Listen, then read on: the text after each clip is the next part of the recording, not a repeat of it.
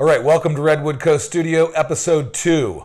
We are here with my good friend Todd McMechen from down the street. And Todd, what are we doing here? We're going to be talking a little bit about your Facebook, your online presence, and how you have to protect yourself from big data. Okay, so one of the things we were talking about before the camera started rolling is, what are we going to call this episode? And I said, well, I'm going to call it WTF, Should I Still Be on Facebook? Should you still be on Facebook is the question. I don't know, because what's in the news all weekend is Cambridge Analytica, and I don't think most people quite understand what's going on. I know a couple of you understand what's going on, but and I know Todd here really understands what's going on because you got a big background in what exactly? In technology and politics and propaganda. Okay, so what's going on, seriously? So what's going on is with your Facebook. Let's keep it focused on the viewer and knowing should you be on Facebook? Because really, the Cambridge Analytica quote that should scare you the most is that based on their psychoanalysis of people and their 5,000 points of information that they create a virtual you of to predict your behaviors, and in some cases they're surrounding you with misinformation to control your behavior. The quote is this: if you like 60 things on Facebook, the Cambridge Analytica's AI computer will know you better than your own spouse. If you like 300 things on Facebook, based on their computer modeling, that computer will know you better than yourself in terms of predicting your behavior. Yeah, that's scary. I've got another quote here that I read from Chris Wiley, who was the whistleblower that sort of blew this whole thing up and then left the company because he had more liberal leanings and Cambridge Analytica was more conservative and working for conservative clients. He said, they want to fight a culture war in America. Cambridge Analytica was supposed to be the arsenal of weapons to fight that culture war. Okay, and what they were doing is, these are a lot of terms I just learned in the last week. They're trying to assemble a psychographic picture of 50 million, 100 million, 200 million Facebook users, using this 5 sensational interests and all sorts of other things. And I don't want to spend too much time talking about, I want to spend some time talking about what happened, but I want to also talk about what should we be concerned about in the future, because I do like to keep an eye more on the future than rehashing the past. But what happened? What do you think? What happened is that before, Cambridge Analytica was a name that they gave because a company called SCL, which was Andrew Nix's company with Christopher Wiley, which was doing military-style propaganda in at least 40 different countries. And they worked in underdeveloped countries all around the world, in Africa, Ghana, Kenya, they're in Brazil, Central America, the Caribbean, destabilizing elections. And their propaganda was a lot more heavy-handed than even what we're seeing with Trump. So that's how they cut their teeth. They even have a shell company called Valkyrie in Lithuania.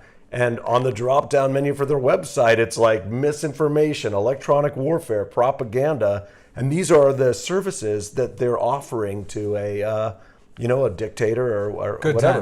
Good times. Good times. They said traditional advertising had tried to change your attitude. Mm-hmm. So let's say you're eating bacon, and I would say, you know what, you should have turkey bacon because it's better for you. Okay. And I can show you some information about it, and maybe Eric will go, you know what, I'm going to switch to turkey bacon because that's a good decision. Yeah. Well, they found out that wasn't necessarily effective, so what they decided was to focus on changing your behavior rather than changing your attitude. Okay. And that's more like applying to the ego and the unconscious and saying, what motivates you? It can be something completely different than breakfast or bacon. And then they literally try to create information or disinformation that changes your behavior.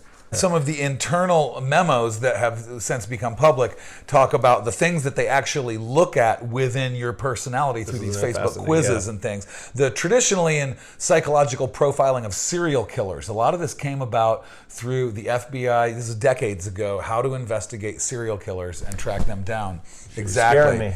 Well, that's because you're neurotic, which is the first one. Do you have a high degree of neuroticism, Check. extroversion, openness, agreeableness, and conscientiousness are the traditional 5. And the people within Cambridge Analytica and its parent companies took that further and took an especially close look for Facebook and political manipulation purposes at militarism, violent occultism, intellectual activities, credulousness, and wholesome activities. And those are just some of the, 50 or 60 points or character traits that they would look at to try and determine your, your personality. Yeah, and it's very interesting. And what they did was recruited this Alexander Skogan, whose nickname is literally Spectre from the James Bond movies, right? Okay, great. And he created a quiz called "What is Your Digital Life?" Okay. So this quiz was just introduced into Facebook, and I believe you got $1 or $2 to fill out the survey. Okay. And it was a survey they're probing these things. Nobody who's taking this quiz knows that this is a political poll. Yeah. Everybody thinks this is just a game. Yeah, it's like it's an ego thing. Like, who are you? And people like, what kind of sandwich would you be? So basically, they got 270,000 people on Facebook to take this quiz. From that, when people consent, find your results, check these boxes. Can we look at your friends' information? Can we do all this other stuff? Yeah. So people check this off. This is where Facebook gets in hot water. From this, 270,000 people, Cambridge Analytica extracted something between 50 and 60 million Facebook identities that they entered into their AI. Complete identities. All your entire record to of start, your Facebook. Developing models on people. Now, it goes deeper than that because Cambridge Analytica boasted that they had 220 million American identities. Okay. On top of it. And so what are they trying to do? You were telling me before the show started, really fascinating conversation. Next time we're just going to roll the pre-production too. What are they trying to do with this stuff? Well, in traditional political like marketing and elections, what they're going to try to do is like, who is Eric? What motivates Eric? What are his needs? I mean, and in an innocent way, it could be, what are his needs as a voter? Like, what does he want his representative to do for him? And that's essentially how our system could work. But a long time ago, this goes back to Edward Bernays and using the ideas of Freud's unconscious in the 20th century. Goebbels using those and saying, let's use the unconscious. Hitler. Yeah, let's tap into people's unconscious desires. Most people have a strong desire for parental love. And they don't necessarily know it. So Hitler literally was the father, and he was satisfying that unconscious desire. This was all Bernays wrote in great detail about it, and Goebbels, Hitler's propaganda minister, was a huge fan of Bernays. He actually put that into practice. So you could see how it slipped from representing your needs to how do we exploit your fears. Yeah. What Cambridge Analytica, the reason they just went to the next level with this, the line that they crossed was, they said we went deeper into the well, this is a quote from them, than anybody had gone before in terms of understanding what your fears are. But rather than just, now we know your fears, let's find an actual real news article about, let's say you're afraid of Islamic people and you don't know it. Mm-hmm. They'll find, instead of finding an article and saying, well, look at this article about Islamic people, you should be afraid of them, Yeah. They literally had a staff of videographers, web designers, fake journalists to actually create news articles, propaganda, military style propaganda, and flood your Facebook feed. And the idea was they were going to try to find every perceptual point of contact you have, and they were going to create a web of disinformation, like a Truman Show, like a bizarro world Truman Show, and isolate people. And this is how they got to everyone on Facebook. Okay, this is fascinating me because I honestly, we're halfway through the episode and I'm realizing that this is not even what I intended. What I thought about is, should I still have Facebook because they know everything about me? And, part of my shtick today was going to be like, if you got on Facebook and didn't think they knew everything about you already, come on now. It's like the internet. When people say like, oh my God, they took my messages, I'm like, it's the internet. It's like running down the street naked and complaining that people are looking at you. I've had that, ever since, the internet started, I guess because I'm old school. I said old school. I've thought, well, people are getting on the internet and expecting privacy is just silly to me. You know what I mean? You have no privacy. There's one thing I expect to be private on the internet, and that is my bank account information. You know what I mean? Which probably isn't. But that's the only thing I honestly even expect to be private is my bank account. Now I'm realizing from what you just said that my bigger concern isn't the privacy breach so much, but are they changing who I am, and are they changing the population of the country, the world, my community?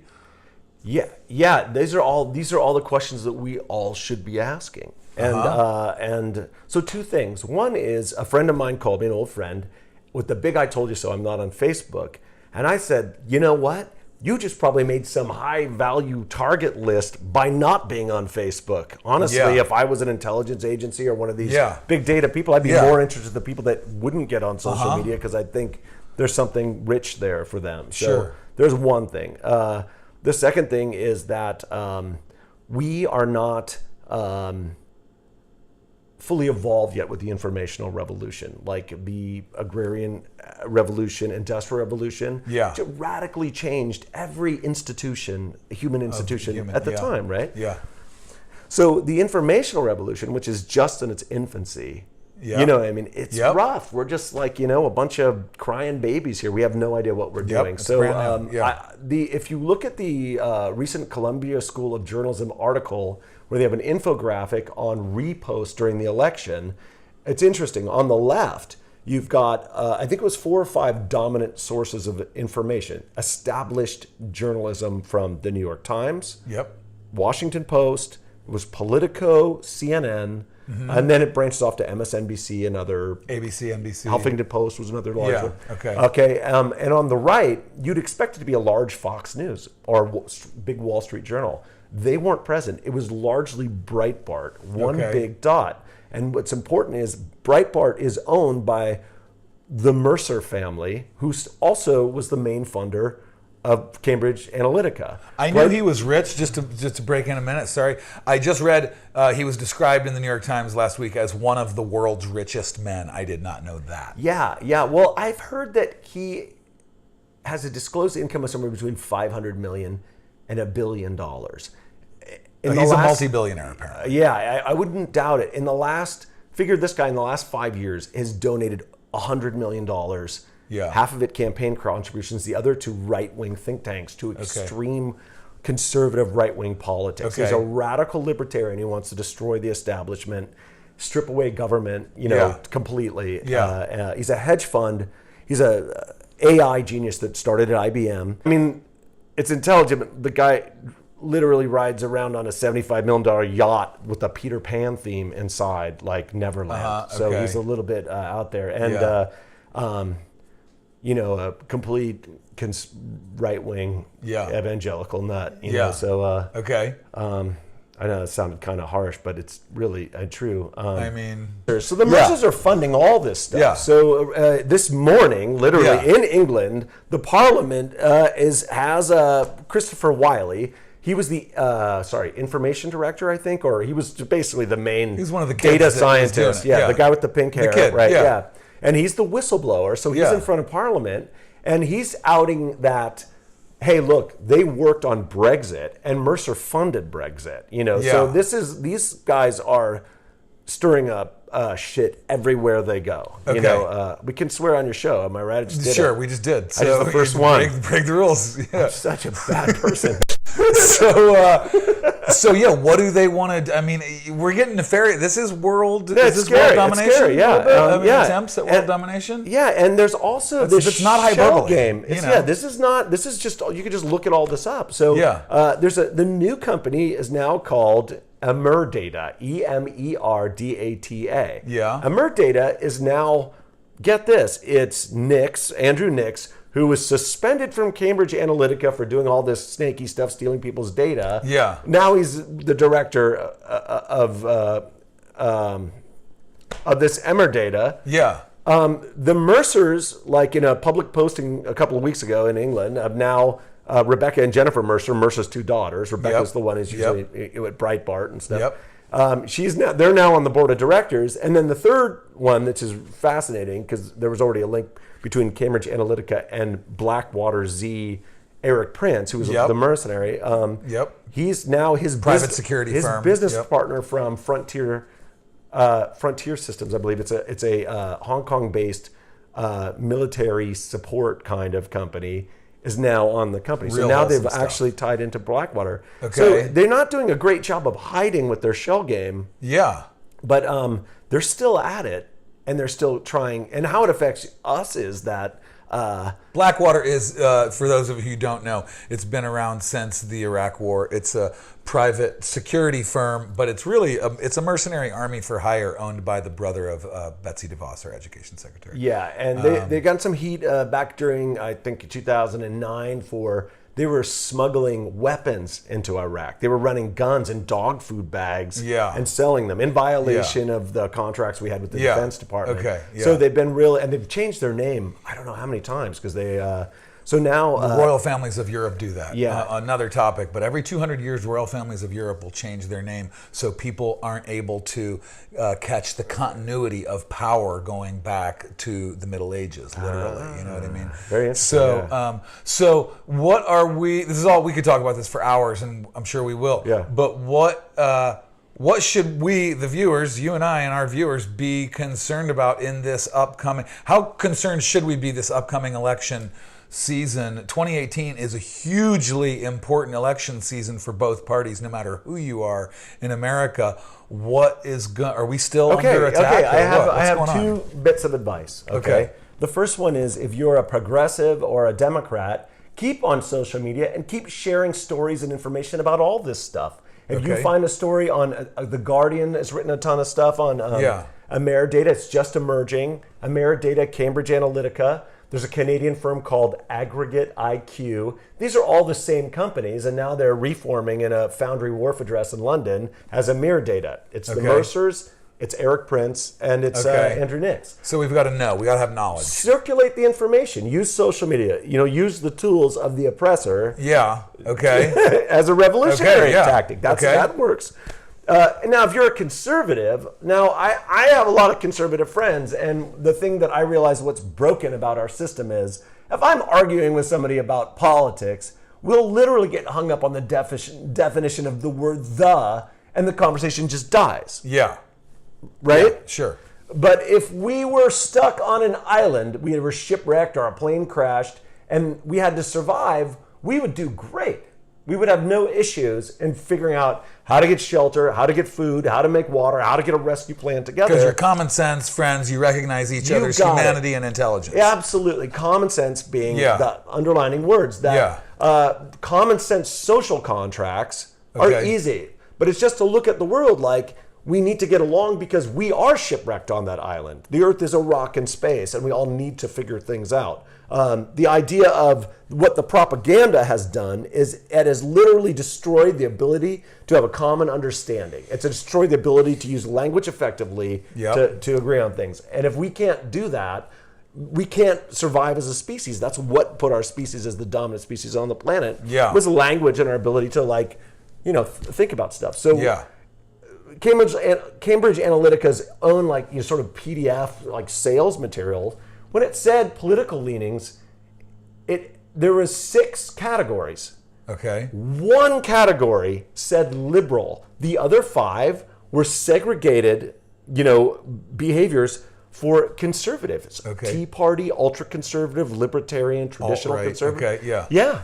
And so their focus wasn't on the left. Their focus was going at people in the right, creating these webs of information about them in their social media and trying to brainwash literally them. So if I would say, if you're a conservative person, I respect your beliefs and I respect your values, but be very careful about what you're reading online, because there are anti-American, definitely nefarious forces that are trying to get you to vote a certain way, and this stuff it's not benefiting America. It's trying to get you to be afraid and vote against your own self-interest. I mean, there are literally KGB connections. It's not a talking point from the left or anything. The former KGB spy runs Russia. Yeah. So I watched a fascinating show on Frontline, obviously one of the most respected TV documentary news shows, called Putin's Revenge. It's a 2-part series. It was done, I think it was first aired back in December, so it's fairly relevant, 3 months old. And it was all about Putin's revenge in destabilizing American democracy. Again, we like to reach out to liberals and conservatives across the political spectrum. The point of the show definitely makes the point that Putin had it out for Hillary Clinton big time because of her role in a lot of things, but mostly because of her role in overthrowing Gaddafi and also the Obama State Department's role in supporting Ukrainian rebels and Georgia rebels and Chechnyan rebels. But, whether or not, we're not going to get into whether or not there's Trump collusion with Russia right now. The point of the show isn't so much that Putin loved Trump as much as he did not like Hillary. And that's why the show is entitled Putin's Revenge. But the show is fascinating, and it really goes in to how much Russia did play a role in creating these alternate Facebook feeds and universes and Truman Show type stuff. And, really played a role, maybe or maybe not even in conjunction with Cambridge Analytica, but they were doing their own thing of trying to influence American voters' opinions and behaviors. This we don't know yet. And it said Putin would have been happy. There's a couple just of links. Destabilizing. He wants to make Americans not trust their own democracy. That is his number one goal. And defeating Clinton was his number two goal, maybe. But all of his advisors who have since spoken to the media have said he just wants to destabilize the legitimacy of American democracy. Absolutely. And NATO, United Europe, Brexit, he was a big part of that. Backing Le Pen in France, and it's how he legitimizes his staying in power for 18 plus years. 20 now. That's how he's able to do it. And certainly when Europe and America, create harsh economic sanctions of him for the military incursions into the Ukraine and the annexation of Crimea, it's like that's a huge economic impact on him. It weakens his stance amongst the other oligarchs. Who he's not, he has to actually perform for those people. Of course, so he's not as stable as one would think. So Putin's revenge on Frontline. Definitely if we could, we've got just a couple minutes left. There's a project that I know you can't talk too much about because it's in the early stages, but it sounds really exciting, and I know you're involved in it. And talk to us as much as you can. In a cryptic way. Well, I'm a diehard Hegelian in terms of there's a dialectic of history. Like when one thing happens, there's always an antithesis and a new synthesis based on these things. So the way that we're in this infancy of the informational revolution, and we're in this age of just insane misinformation and brainwashing at the moment right now in terms of the way social media has become this weird dark mirror instead of a window into the objective world. Or as the Hollywood filmmaker Richard Perry put it, Facebook just became a garbage platform of ads and weird reposted articles and people you care about exposing themselves as racists. I think Facebook ruined their brand. Yeah. They last year. There was something called plastic.com, and it was a political blog like 20 years ago or something.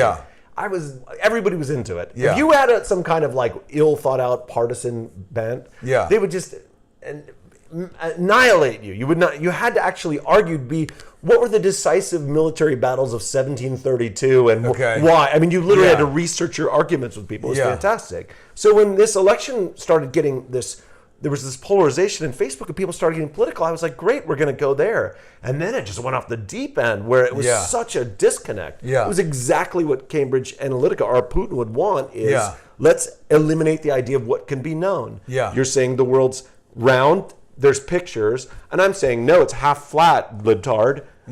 And then thus we can't agree on a common language. So, so I destroy the idea that there can be a truth or a common knowledge. So you're working on something new. It might be an alternative. Exactly. And my point is that I'm saying that we can't change the world forever to be a good place.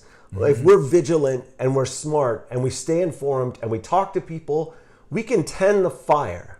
And we can keep things from, the cheese from sliding off the cracker completely, and it has in history a lot recently.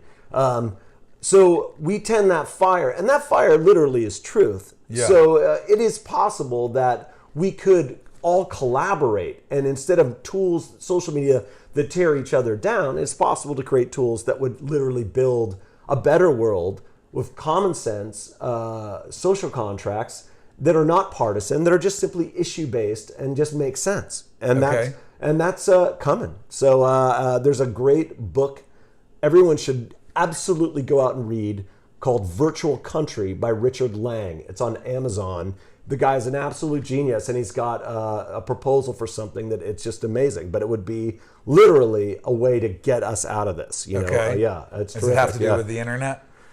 Can't say too much about it. Okay. But it's just trust me. Richard Lang? Richard Lang, yeah. Virtual fantastic. Country. Virtual Country is a great book, yeah. Okay, yeah. and he's a local guy. Maybe absolutely, we'll have him on sometime. yeah. Okay. But do we delete our Facebook? We don't delete our Facebook. Okay. We keep cycling information. Okay. And they're going to get at you no matter what. But what we do need to do is update our laws and our regulatory systems, because what Cambridge has shown is that they can say, well, we have an office in America, Delaware. so Delaware, Yeah. or so we can participate in elections here because you can't be a foreign national. Yeah. But when you say, well, what happened with all that Facebook information and how you militarized it and weaponized it to affect red state voters? Yeah. Oh, they say, well, that happened in England, and therefore we can't serve subpoenas for people over there. Yeah. Likewise, in the called Parliament this morning in England, they said, oh, that wasn't done by us in England. That was an office in Canada called